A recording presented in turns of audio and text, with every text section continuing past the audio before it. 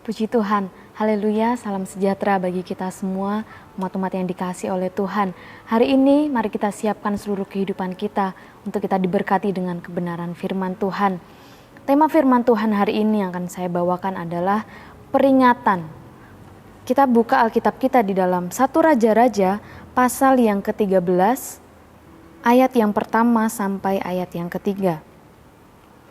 1 Raja-Raja pasal yang ke-13, ayat yang pertama sampai ayat yang ketiga.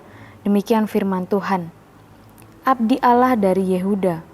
Sedang Yerobeam berdiri di atas mezbah itu sambil membakar korban, maka atas perintah Tuhan datanglah seorang abdi Allah dari Yehuda ke Betel.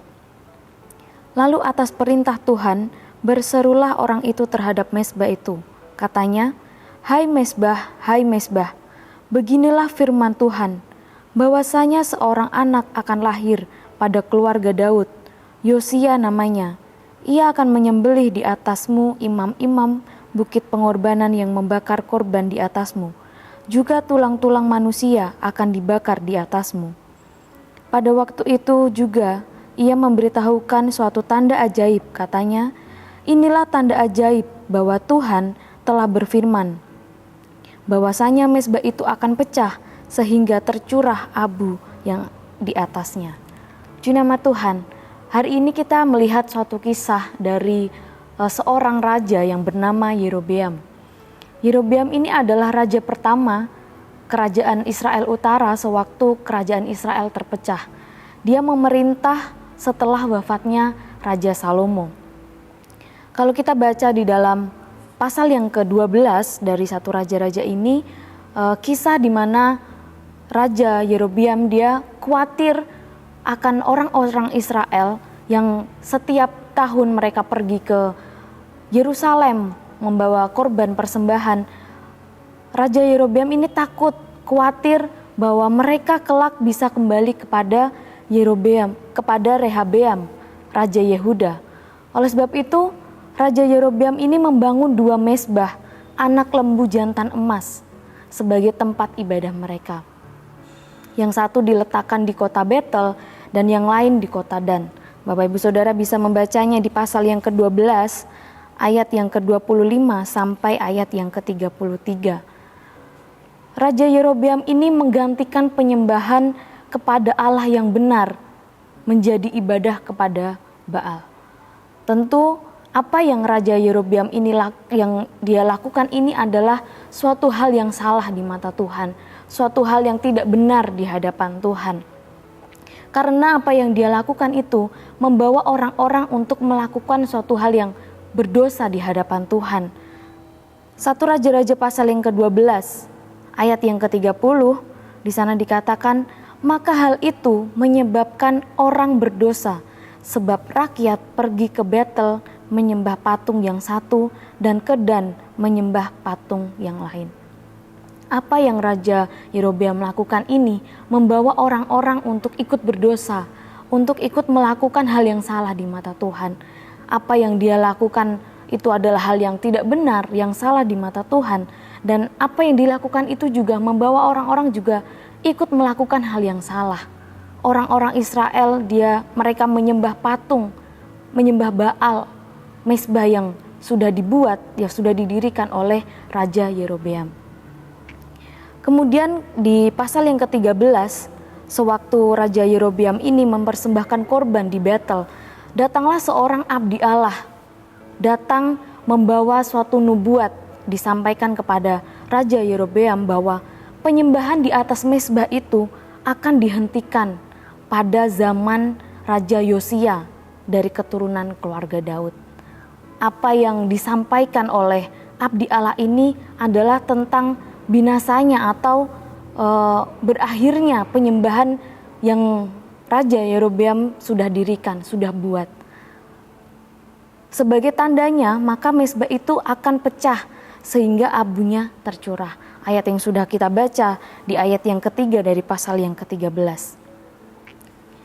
Kedatangan abdi Allah ini yang menyampaikan suatu nubuat kepada Raja Yerobeam itu adalah suatu peringatan dari Allah. suatu peringatan yang disampaikan supaya Raja Yerobeam ini menyadari perbuatannya dan bertobat. Menyadari apa yang dia lakukan itu adalah suatu hal yang salah di mata Tuhan dan bertobat, berbalik dari perbuatan-perbuatannya yang tidak benar di hadapan Tuhan. Bapak Ibu Saudara yang dikasihi oleh Tuhan, Tuhan kita itu adalah Tuhan yang mengasihi setiap pribadi. Dia membenci dosa, tetapi Dia mengasihi setiap pribadi manusia. Oleh sebab itu, Tuhan berusaha menegur, menyadarkan kita, memperingatkan kita kalau mungkin ada hal-hal yang tidak benar di hadapan Tuhan. Supaya apa? Supaya kita berbalik, supaya kita tidak lagi melakukan hal yang salah di mata Tuhan, supaya kita meninggalkan dosa-dosa kita. Tuhan membenci dosa, tetapi Dia mengasihi setiap pribadi manusia. Dia mengasihi setiap kehidupan kita. Dalam menegur, dalam memperingatkan, dalam mengingatkan setiap manusia, Tuhan itu mempunyai banyak cara. Lewat firman Tuhan, lewat orang di sekitar kita, bahkan lewat suatu peristiwa yang terjadi dalam setiap kehidupan kita. Lewat kehidupan abdi Allah, Tuhan pakai kehidupannya untuk memperingatkan Raja Yerobeam supaya dia menyadari apa yang dia lakukan itu adalah hal yang salah, hal yang tidak benar, supaya dia bertobat. Bapak Ibu Saudara yang dikasihi oleh Tuhan, kita punya Tuhan yang Maha Pengampun. Di dalam 1 Yohanes pasal yang pertama, ayat yang ke-9, di sana dikatakan bahwa jika kita mengaku dosa kita, maka Ia adalah setia dan adil, sehingga Ia akan mengampuni segala dosa kita dan menyucikan kita dari segala kejahatan. Firman Tuhan katakan, ketika kita datang mengaku dosa kita, apa yang salah yang kita lakukan di mata Tuhan, firman Tuhan katakan, Tuhan kita, Dia adalah setia dan adil. Dia akan mengampuni segala dosa kita. Dia akan menyucikan kita dari setiap kejahatan yang kita lakukan. Dia Tuhan yang Maha Pengampun. Setiap kita datang mengaku setiap dosa kita, Dia Allah yang terus mengampuni setiap kesalahan kita. Karena Dia mengasihi kita, karena Dia tidak ingin kita terus hidup di dalam hal yang tidak benar. Dia tidak ingin kita terus hidup dalam dosa. Tuhan menghendaki supaya tidak ada orang yang binasa. Di dalam suratan 2 Petrus pasal yang ketiga, ayat yang ke-9. 2 Petrus 3 ayat yang ke-9, firman Tuhan katakan, Tuhan tidak lalai menepati janjinya, sekalipun ada orang yang menganggapnya sebagai kelalaian. Tetapi Ia sabar terhadap kamu, karena Ia menghendaki supaya jangan ada yang binasa, melainkan supaya semua orang berbalik dan bertobat.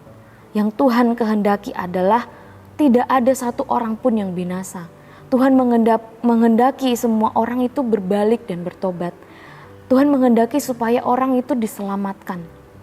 Tidak ada orang yang binasa. Dia sabar terhadap kamu karena Ia menghendaki supaya jangan ada yang binasa. Perlu kita ketahui bersama bahwa kita punya Tuhan yang menghendaki supaya semua orang itu tidak binasa. Semua orang itu diselamatkan, berbalik dan bertobat dari perbuatan yang tidak benar di mata Tuhan. Bapak Ibu Saudara yang dikasihi oleh Tuhan, setiap teguran, peringatan yang Tuhan beri, yang Tuhan nyatakan bagi setiap kehidupan kita, kalau mungkin kita ada melakukan suatu hal yang tidak benar di mata Tuhan, itu adalah bukti bahwa Dia mengasihi setiap kehidupan kita. Seperti tadi yang saya katakan, Tuhan itu membenci dosa, membenci perbuatan yang salah, perbuatan yang tidak benar, tetapi Dia mengasihi setiap pribadi kita. Peringatannya, tegurannya adalah bukti bahwa Dia mengasihi setiap kehidupan kita.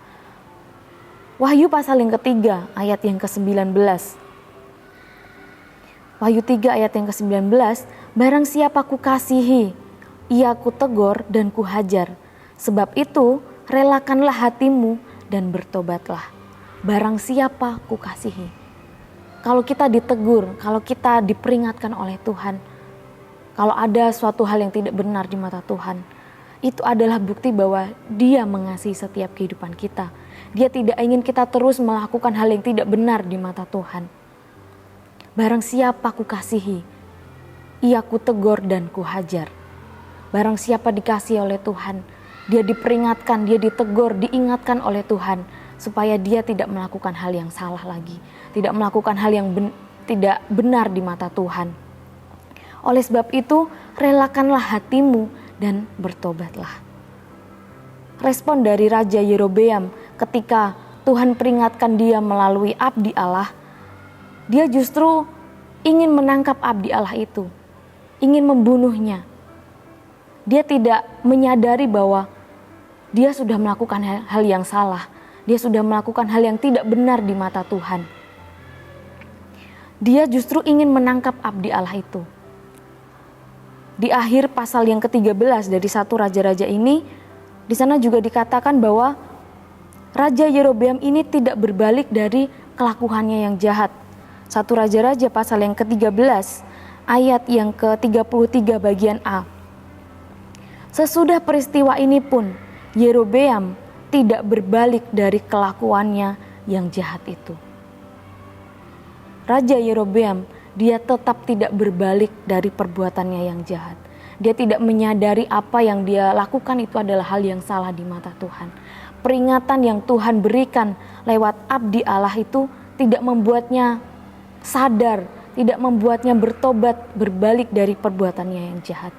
Dia tetap melakukan hal yang jahat.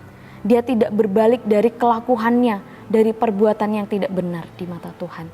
Bapak Ibu Saudara yang dikasihi oleh Tuhan, kita bersyukur kalau lewat firman Tuhan, lewat orang di sekitar kita mungkin, atau lewat suatu peristiwa yang terjadi dalam setiap kehidupan kita, itu Tuhan pakai untuk menegur setiap kehidupan kita. Karena ada suatu hal yang tidak benar, karena ada suatu hal yang tidak menyenangkan hati Tuhan, ada suatu yang kita lakukan itu tidak sesuai dengan kebenaran firman Tuhan. Mari sadari itu, relakanlah hati kita dan bertobatlah. Berbalik kepada Tuhan, berbalik dari perbuatan-perbuatan yang tidak benar di hadapan Tuhan. Kita percaya Tuhan menegur, Tuhan mengingatkan, Tuhan memperingatkan setiap kehidupan kita karena Dia mengasihi setiap kehidupan kita. Dia ingin kita menjadi orang-orang yang hidup dalam kebenaran. Dia ingin supaya kita tidak melakukan hal-hal yang tidak berkenan di hadapan Tuhan. Puji nama Tuhan, firman Tuhan yang kita dengar hari ini boleh memberkati setiap kehidupan kita. Terima kasih telah mengikuti Renungan 79, kiranya dapat menjadi berkat bagi kita semua. Bagi Bapak, Ibu, Saudara yang ingin didoakan untuk pokok doa tertentu atau menceritakan kesaksian, baik mujizat kesembuhan, pemulihan masalah keluarga, dan lain sebagainya, Bapak Ibu Saudara dapat menyalurkan itu melalui chat WhatsApp di nomor 081 327 420 088. Mari sama-sama kita tundukkan kepala dan kita berdoa. Terima kasih Tuhan, kami bersyukur untuk apa yang kami dengar hari ini. Firman-Mu mengingatkan setiap kehidupan kami Tuhan. Kami percaya setiap teguran, setiap peringatan yang Tuhan beri, Tuhan nyatakan bagi setiap kehidupan kami, itu adalah bukti bahwa Engkau mengasihi kami. Engkau ingin supaya kami menjadi orang-orang yang hidup dalam kebenaran. Engkau ingin supaya kami tidak terus hidup dalam suatu hal yang tidak benar di hadapan-Mu. Roh Kudus yang menolong setiap kehidupan kami untuk melakukan setiap kebenaran firman-Mu. Roh Kudus yang menolong setiap kehidupan kami untuk melakukan setiap kehendak-Mu dalam setiap kehidupan kami. Terima kasih Tuhan. Sebab Engkaulah ya Tuhan yang maha tinggi di seluruh bumi. Engkau sangat dimuliakan di atas segala Allah. Hai keluarga besar GBD El Shaddai Magelang yang mengasihi Tuhan, bencilah kejahatan, terang sudah terbit bagi kami, dan sukacita bagi kami yang tulus hati. Kami bersyukur untuk kebenaran firman-Mu dalam nama Tuhan Yesus Kristus. Haleluya. Amin.